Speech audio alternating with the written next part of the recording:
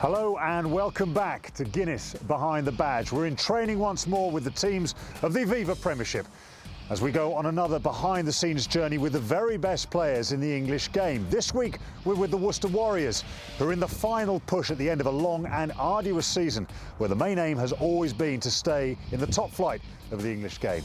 They're there, almost.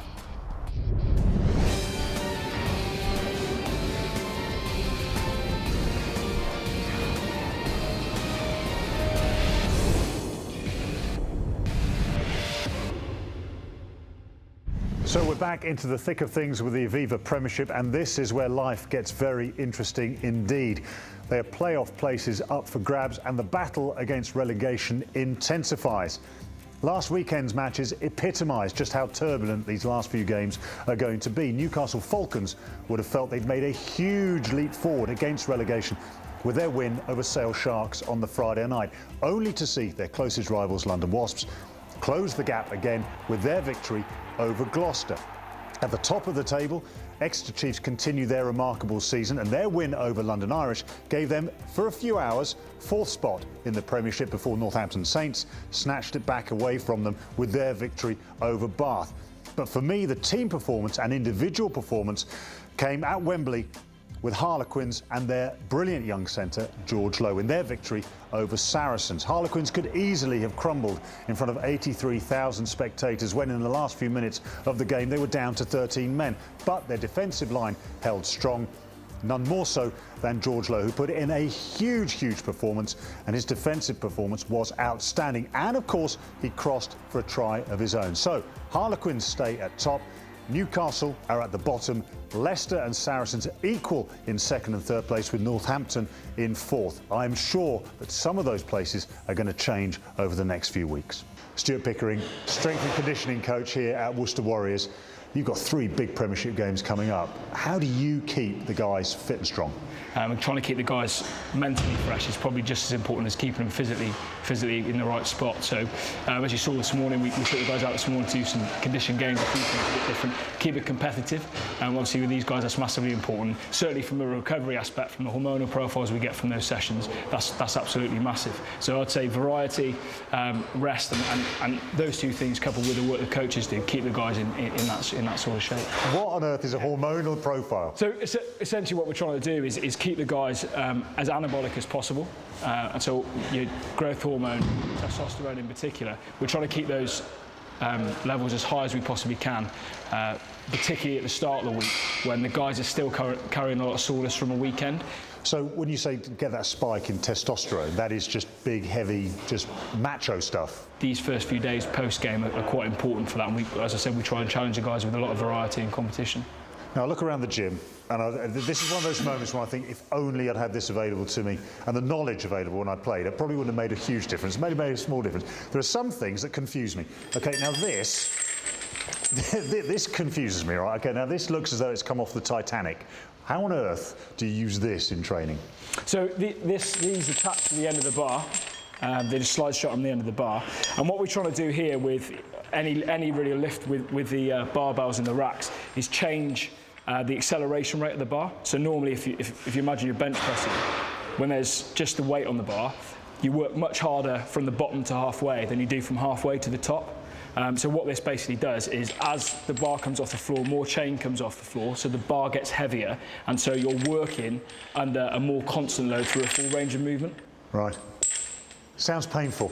That's fascinating. Thanks for talking to us. Pleasure. Really enjoyed it. Thank you. Andy Good, James Percival, Ed Shervington. Can you relax, or are you still a little bit worried about what might happen this season? I don't think we're worried at all, no. I think we can't relax because Hilly's the coach and he's not a relaxable guy, really. But no, we were unbeaten in 2012 at 6 ways here, so our aim we've got 2 home games coming up against Exeter and then London Irish. We want to get 2 wins from those games to push ourselves up, finish the season strongly, to have some momentum going into next season as well.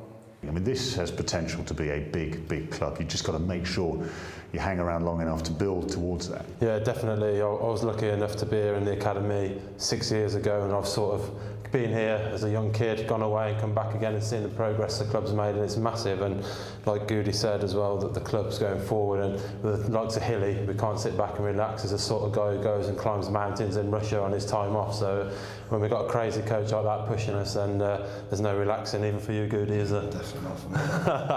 We're in a good position at the moment. We just want to push on and be the best ever Worcester side that's been. So you want to go out and win every game. That's what we want to do and finish off the season with. How do you make the new boys feel welcome? Because it can sometimes be a bit daunting being the new boy stepping into an established squad. Yeah, it's pretty tough. I think the main thing is just them to settle in pretty quickly, get their head down and work hard, and that's the way you sort of gain respect from the guys you're going to play with. And then obviously the freer they become within that, a bit of banter flies. As I said, Chris Forty will pick out a nickname for him and that will stick. But do you set yourselves little challenges and tests throughout the season just to that players have to reach, little games within games? I think one of the biggest tests at this club, especially for Goody, is body fat. That's something you're still striving for. I think I've got less than you, perhaps. Well, I think you rubbed a number off the board, but no, we have goals all the time. We set each other goals. The back's always on the forwards to improve, and vice versa, like the good old days, I guess. Talking about massive achievements. Who wants to go first? Goody. Forwards first.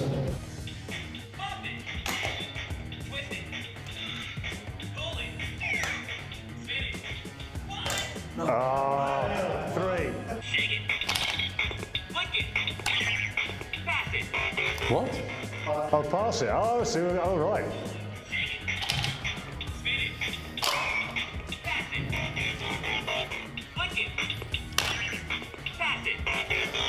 Oh, it's not coming this way. I can't hear it. Ah, this guy impressive. I'm impressed with that.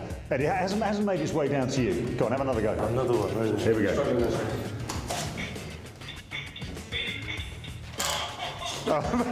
And that's probably the reason why. Holiday destinations, where do you want to go? Where would be your dream destination? I'd like to go, if I could go anywhere, I'd like to travel through Russia, that sort of thing. And With Hilly? With Hilly, yeah. No.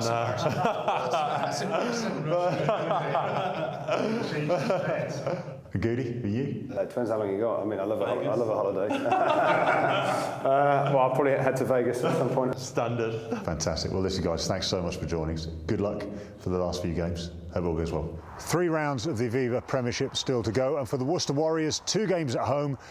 And most people would accept that they are safe, but mathematically, they can still be relegated. Richard Hill, do you get the calculator out? Do you check and wait, or are you fairly happy with where you are now? I'm fairly happy, but I won't be completely happy until we are mathematically safe. You know, you're never quite certain. But I'm very pleased where we are at the moment. We're in a strong position. Not mathematically safe yet, but we've had some good performances here since Christmas. And we've got 2 home games to come, and I would expect from this squad of players we knuckle down and win both of those home games. Players now, if they're a player that several clubs are after, are going to look at the clubs they're coming to and think, do you satisfy all these criteria that I know a club should have? You know, players will be shown around Leicester, for example, and they'll be shown all the different systems in place there, and they expect to get them when they come here. Now we've got a lot of things that clubs can't offer, like the nutrition program, like one of the best defensive coaches in the country, like the fantastic facilities here, the indoor training centre. There's a lot of good things now here which we can show a player around, and they can be impressed. We've got a certain wow factor with a lot of things. But I have to say the recruitment this year has been very good. The response has been excellent, and there's been a lot of players, good players, that have wanted to come here. I know coaches don't like singling players out, but has there been anyone that's really impressed you this season, either new or from within the existing squad? Yeah, I think a lot of our players have done really well. I think Marcel Garvey has really found his form again, has been outstanding for us on the wing. He's been here a few years. One of the players we got from the Cornish Pirates, Sam Betty, has been a revelation. And then we've got some really young talent coming through, like Matt Kovacic, who played for England 20s this year, and he's going to be some sort of star. And the other Friday, when we had a poor defeat against Leicester, he was probably man of the match. But at the end of the season, how do you unwind? How do you get away from the absolute turmoil of running a club? Well, I like my walking. I can't run quite so much these days, so I'm into walking. In the last couple of years, I've been away to India and gone up the Himalayas and done a bit of walking up there. And I find when I come back, I can be much more refreshed. And I've made the mistake in the past of just going year after year at it and not getting too much of a break. And the best thing to do is to get away from it. How far can Worcester go? I mean, what is the potential of this club? Well, this club deserves at some stage to be in the top 4. That's the aim of the club. There's a huge ambition with the shareholders. This is probably one of the best models in the Premiership to be a sustainable top 4 club, but we've got to make sure we walk before we run, and the aim of this club is to make sure, to start with myself as a principal person involved in that, is to make sure we are in the middle bracket, and once we're there then we can push on for more serious things like the Heineken Cup. Great stuff. Well, it's quite an ambition. Enjoy your last 3 games. Enjoy your walking, your holidays. Make sure you come back if you go to the Himalayas. Well, don't we? Great stuff. Thanks, Hilly. Well, if you thought this April weather was insane, you wait until we hit round 20 of the Aviva Premiership next week, because that is when life gets very interesting indeed.